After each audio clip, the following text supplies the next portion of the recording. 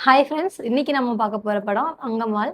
இந்த படம் பெருமாள் முருகன் அவர்கள் எழுதிய கொடித்துணி அப்படிங்கிற சிறுகதைய பேஸ் பண்ணி தான் எடுத்திருக்காங்க. இந்த படத்தோட டைரக்டர் விபின் ராதாகிருஷ்ணன்.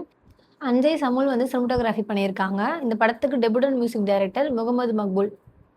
"உச்சிமல காத்து உச்சாணி பூவுன்னு" தொடங்குது இந்த கதை. அங்கம்மாவோட நட, உடை, பாவனை, அவங்க இந்த கிராமத்து மேல வச்சிருக்க ஆளுமை, இதெல்லாம் வந்து அவங்க எவ்வளோ ஒரு ஸ்ட்ராங்கஸ்ட் வுமன் நம்மளால வந்து பார்க்க முடியுது.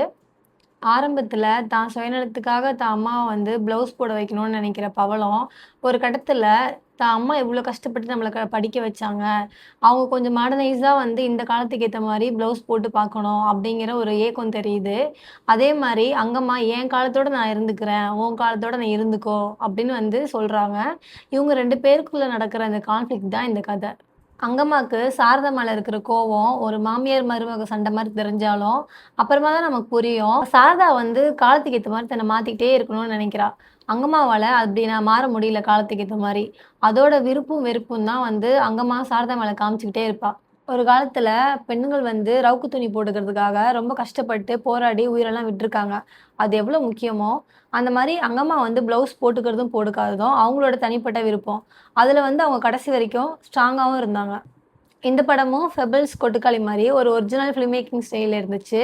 இந்த படம் இன்டர்நேஷனல் அவார்டான மெல்பர்ன் ஃபிலிம் ஃபெஸ்டிவல் அவார்டும், நியூயார்க் ஃபிலிம் ஃபெஸ்டிவல் அவார்டும் வாங்கியிருக்கு.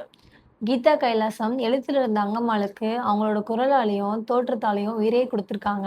இந்த படம் முடியும்போது அவங்க அங்கம்மாளா நம்ம மனசுல அப்படியே நின்னுடுவாங்க. இவங்களோட சரண், முல்லை, பரணி, தென்றல் இவங்க எல்லாரும் அவங்களோட கேரக்டர ரொம்ப இயல்பா பண்ணியிருந்தாங்க.